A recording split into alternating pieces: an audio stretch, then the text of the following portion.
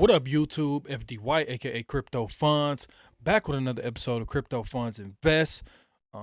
Happy holidays. Today is Thanksgiving. If everybody's coming together with their family, coming together with their friends. Congratulations. We made it to another Thanksgiving in 2023. Be thankful. Hug your family, especially the ones that you don't see often, once or twice a year. Make sure you hug them. Make sure you eat. We're dropping all them family feuds. Life is short, man. Life is short. So make sure you're hugging your family. Make sure you're telling them how much you care. And yeah, let's jump into it. So a lot of people, a lot of your family members, they're gonna come up to you and they're gonna ask, especially the ones who really haven't seen you in a while, are you still doing that Bitcoin thing, or are you still doing that crypto thing? So today I came with a list of things that family members may say, or they may try to come with, talking about crypto, talking about Bitcoin. So we're going to go over some points that they might try to come up with and some rebuttals. But if you're not following me over here on YouTube, make sure you hit that like and that subscribe button. So let's jump right into it. So shout out to Ivan on Tech. I got this from Ivan. So let's go over something. So, like I said, your family members, when those conversations come up around the turkey dinner, they might bring some of these points up. They say, "Hey, man, you still into that crypto thing? How's that Bitcoin thing doing? How's that crypto thing doing? I heard it. I heard the creator went to jail, or I hear so much funny things. I hear so many funny just things people come up with, things family members come up with. So just be on the lookout for a lot of things that our normie friends and family don't know about. I heard like somebody thought SBF was the creator of crypto, and he went to jail, he was a fraud, and it was just like, I didn't even feel like getting into it that day. I said, no, it's fine. But some of the things that we might be asked, or some of the rebuttals, or some of our angry friends and family around the Thanksgiving dinner might say some of these. So like I said, shout out to Ivan on Tech. He posted this not too long ago, a few days ago. So let's go over them. So he says, it's not backed by anything. So we keep hearing this. We always hear this. This is one of the things that I always hear. So it says there's a wall of encrypted energy and cyber hornets. So that would be the rebuttal. So what does that mean? Well, it's a network of thousands of people, thousands of miners, all around the world, who are mining this, and who it's backed by an algorithm. It's backed by protocols. And then we can also talk about fiat currency if we want to get deep into that and say how that's not backed by anything. But that's neither here nor there if you want to go there. Some say it's too volatile. So we can say, well, equities have been more volatile this year, especially given Bitcoin's size. So Bitcoin is only, it's a future of like $1 trillion asset class. We got the stock market that's like trillions and trillions of dollars, that has been a lot more volatile. If we look at some of these stocks, these tech stocks, or we look at a lot of these other stocks, stock market has been very, very volatile this year in relation to Bitcoin and crypto. And I think crypto is up over 100% or something like that this year. So that's another thing that we can say. Also, we might have some of our green energy left wing people. I'm not left or right. I'm just saying. They say uses too much energy. Well, we can say, well, the banking system and all that, they use way more energy, way more than the crypto market, way more than crypto miners. We're also using green energy. We're using volcano energy, over there in El Salvador. We're using renewable energy. So that we need to also dead that myth talking about energy.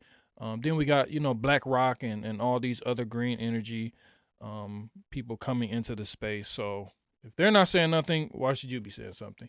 So another one is saying is not controlled by anyone. And we can say exactly.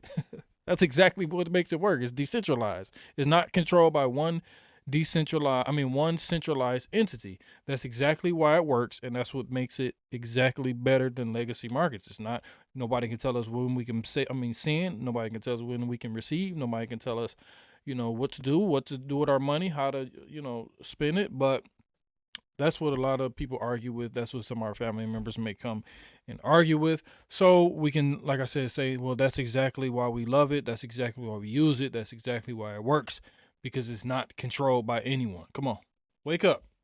Governments will ban it. So I don't know if this one is still like one of the ones that people have been saying.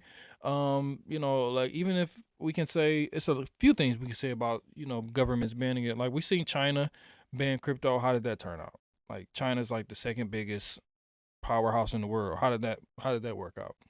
And even if a country bans it, crypto, Bitcoin is not just in one area. It's global. So if one country bans it, another country is going to embrace it. So if one country bans it, then and other countries embrace it. It's like a network all around the world that nobody can stop. Like, so they've tried to ban it. They've tried to have all these stipulations. They tried to have all these rules and regulations. It didn't work. Bitcoin is growing bigger and bigger. If it wasn't, it's past. I can't remember what the actual term is, but if something lasts 10 years, then it's probably going to last another 10, 20 years. But crypto is going to be here. Bitcoin, is going to be here. Governments can ban it, but they can't. Like, what you going to do? Stop everybody from using the internet? Like, so. Then we can talk about quantum computers and AI. I've heard a lot of this one lately. So we can tell them like nuclear launch codes and the NASDAQ will go down before Bitcoin. And other people say, like, well, what if the internet goes down? What if the internet? What if they shut down the internet? Then I'm like, okay, if they shut down the internet, you think you're gonna be able to go to the ATM machine to get money? If they shut down the internet, we got way more bigger problems than some Bitcoin and crypto. So that's not even a fair assessment to even talk about if the internet goes down or some type of quantum computers, because with the network and the protocol, things can be adjusted, and things can be more safely secured against these newer, stronger, super powerful computers. So that's have to be like a 51% attack, but these developers and whatnot, they're on top of their game, and it hasn't been one yet. I know computers and technology is getting better and better. So are developers. So is the security. So as these computers, these supercomputers get bigger and better, so do the developers. So does the security. So it kind of balances out. Then we have our gold bugs. We say gold is better. It's been around 5,000 years. Gold, and they say gold is the God's money and whatnot. So what I usually say is, I say, well, gold is scarce, but it's relatively scarce. Like I seen like an article maybe like 2 months ago where they found some big dumb golden nugget just in the ground in like Africa or something. They're always finding gold deposits. Then we got $1 trillion worth of gold on a meteor or on a planet somewhere. Like, we think these things are unattainable or unbelievable to attain, but like Elon Musk is trying to put people on Mars. You think they're not going to be able, or not going to be trying to get this gold from these other planets, or these gold deposits on these rocks that's just flying through the atmosphere or something like that? One of these gold deposit meteors fly through the atmosphere. Like, with our technology coming up, like we can somehow get it or shoot it down or do something. Like, gold is scarce, but more and more gold is always found. With Bitcoin, we know it's only 21 million ever going to be made. We know the halving every 4 years. The mining rewards cut in half. We know the protocol. We know everything that's going to happen. We know the end, the total ending. I mean, the total amount that can be produced or will be produced. So, it's. I mean, I'm diversified. I like to diverse in gold, but I like Bitcoin better. I like Bitcoin better. So that's one of the things that they might say. This one. This is the one that I've been using. These last couple are the final ones that I always hear from skeptics, family and friends, especially if you're coming around Thanksgiving like this video is talking about, and they want to hear, you got that one uncle or that one skeptical cousin. They always bring this up. Criminals use it. So I was looking at a video, I think it was like Earn Your Leisure or something, and some guy was in the comments like, yeah, they were selling kidneys and pancreases and using Bitcoin to buy and sell and do all this and that. And then I got, some friends who used to be in a different life, and they were saying, yeah, we used to be selling this and that, and then we used to just take Bitcoin. And I'm like, the feds can see every transaction. Bitcoin is an open ledger. The bank is not an open ledger. All this other centralized entities are not open ledger. You can't just go to a bank and see every transaction by every person ever in the bank. Like, they're not gonna let you see that. So we can tell them it's not an anonymous, it's a public ledger. And then they're gonna, they're gonna say, like, well, they're not gonna say anything. You can just tell them it's pseudonymous, not anonymous. Like, every transaction is on the blockchain, on a blockchain. And if the feds want to get to you, or police or somebody, they can track you. It's easy to be tracked. Like, they can just track the wallet, track the IP address, do all type of other stuff. And you could be tracked. So it's not anonymous, it's pseudonymous. So if you don't know the difference between that, I'm gonna give you some homework. Go look up the difference between anonymous and pseudonymous. And then they're gonna say, well, it's not anonymous. Why am I using it? It's not anonymous. And you can say, well, it's never been anonymous. It's an open public ledger. Like, the key for Bitcoin, or the key for a lot of these cryptos, is to eliminate the middleman, eliminate the banks. You can see everything. It's open ledger. That's why it's open to the public. We're eliminating the middleman, because the middleman could close their ledger, to a certain amount of people. They can fix everything, or do everything, or do type of, fix the numbers or whatnot. With Bitcoin, you can look on the ledger. With these blockchains, you can look on the ledger. You can see what transaction, you can see who sent what to who. People are talking about they did this, they sent this to who. You can look at their wallet. You can see this wallet. It's all an open ledger. So that's the thing about crypto. That's the thing about Bitcoin that, people have the misconception about. Is anonymous. And then, people say, well, I thought it was anonymous. Well, some of them can be anonymous. Some of them have, like, some of them are, you can't really see. I can't remember, like, the correct term for these blockchains or these cryptos, but, it just is what it is. Like,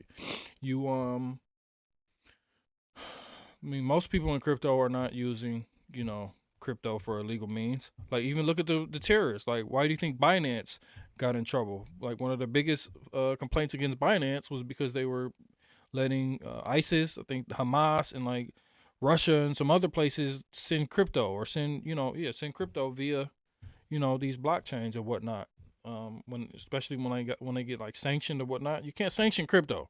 You just can't sanction crypto. You can just the transaction has to happen. I mean, you can follow it from where to where, but you cannot stop the transaction. You just cannot stop the transaction. So yeah, this is just a few of the things that I've seen. Shout out to Ivan, like I said. We might get these around Thanksgiving Day, but I mean, just in everyday life, when you're in crypto, when you're in Bitcoin, you get these type of rebuttals, these type of arguments, and this is just like a little cheat sheet that you can use to kind of shoot these conspiracies down. Because I mean, we all know, if you've been in the crypto space long enough, you know how to answer a lot of these questions. Some people can see the light, like, oh, okay, I had no idea. And then some people just going to keep coming up with all type of rebuttals, keep coming up with all type of arguments. And those are the people you just let, like, okay, whatever. Like, I just don't even argue no more. I'm just going to keep stacking, keep going, keep working, and keep letting crypto change my life. So yeah, I just wanted to come with this little fun video. Happy Thanksgiving to all those out there. Like I said, here's a little cheat sheet if you want to get into some debates or some arguments. If they come, because you're like the crypto guy of the family, or crypto girl of the family, or man or woman of the family, and these questions usually arise. So here you go. So this is FD White, aka Crypto Funds. Have a blessed day. Be thankful, and I'll see you next time.